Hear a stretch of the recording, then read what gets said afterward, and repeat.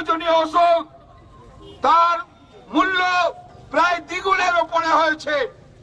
আজকে সেই জায়গার উপর দাঁড়িয়ে আমাদের রাজ্যের মুখ্যমন্ত্রী তৃণমূল কংগ্রেস আমরা সামগ্রিকভাবে এর প্রতিবাদ যেমন সংসদে করেছি, ঠিক তেমনি রাস্তায় দাঁড়িয়েও আমরা তার প্রতিবাদ জানাচ্ছি। আমি মানুষজনকে বুঝতে বলবো, ভাবতে বলবো যে ভারতবর্ষের এই সরকার একটা অগণতান্ত্রিক সরকার, গায়ের জোরে আজকে রাষ্ট্রীয় শক্তিকে ব্যবহার করে একটা দেশ পরিচালনার চেষ্টা হচ্ছে। দেশের মানুষের কথা ভাবনা চিন্তা, ভবিষ্যতের কথা না বুঝে।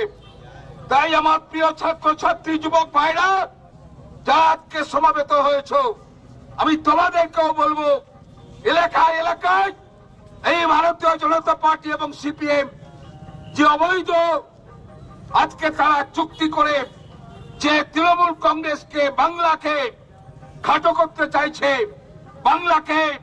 বাংলার আইন শৃঙ্খলাকে যারা ভাঙতে চাইছে, তাদের বিরুদ্ধে আগামী দিন আমাদের আরো জোরদার আন্দোলন করে তুলতে হবে।